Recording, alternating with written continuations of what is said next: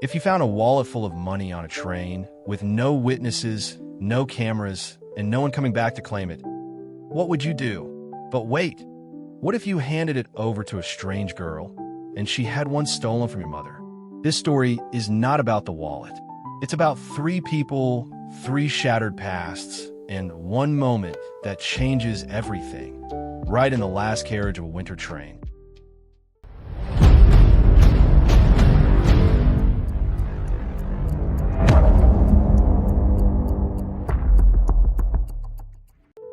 The train pulled out of Grand Central Station on a frigid winter morning. A thin layer of snow blanketed the rooftops, reflecting the faint golden glow from streets that had yet to awaken.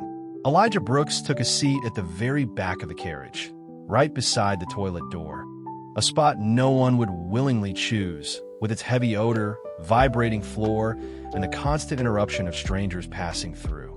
Yet he sat there every day, worn, silent like the life he lived. Elijah had once been a math teacher.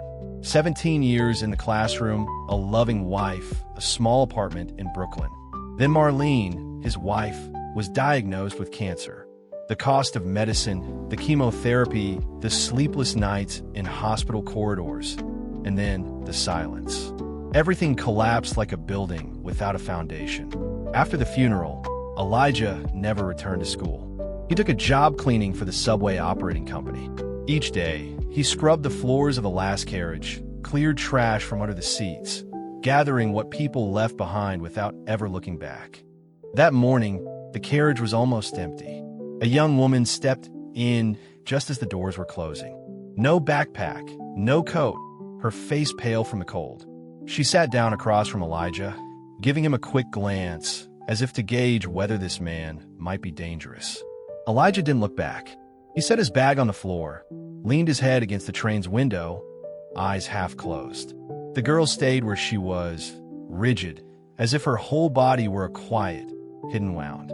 When the train eased through a curve, a wallet slipped from the seat in front and landed at Elijah's feet. He bent down and picked it up. It was a man's wallet, black leather, still new. Inside were 3 credit cards, a family photo, a middle-aged man, his wife, 2 young children, and a thick stack of cash. Elijah looked up, scanning the carriage. No one else was there. The girl looked at the wallet, then at Elijah. He said nothing. She gave a faint, dry smile. "Must be rich," she said. "Losing it won't matter." Elijah looked at her. She didn't look away. A defiant gaze, as if she had spent her whole life watching grown-ups preach morality while slipping wallets into their own pockets. He closed the wallet and placed it on the seat beside him. "Got a daughter?" she asked. "Yes," Elijah replied after a few seconds. "Once." She asked no more, but something in her eyes seemed to sink. They sat in silence for several more stops. At Court Square Station, an older woman boarded the train. There were no empty seats. Elijah stood, offering his seat. She smiled, thanked him, and sat down without noticing the wallet. The train jolted softly.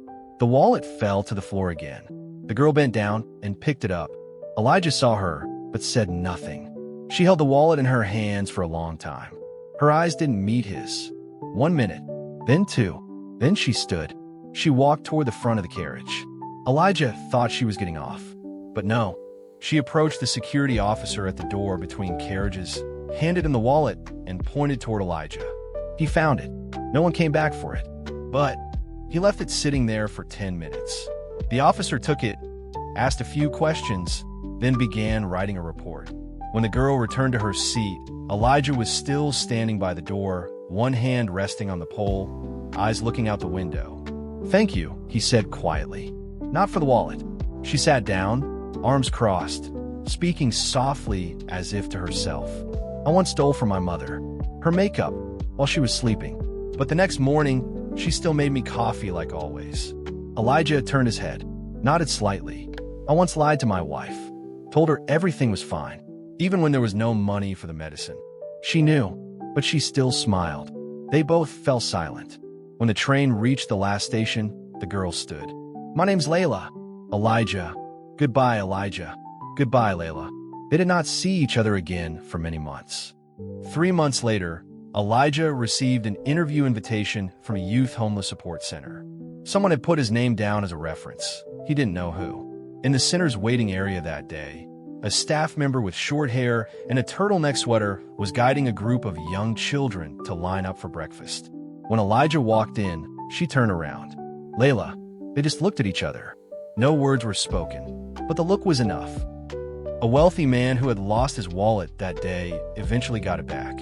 Nothing was missing, except for a small note Elijah had slipped in before handing it to Layla. Asterisk, a man who once lost everything now has only this left. The hope that someone will hold on to what's right, even when no one is watching.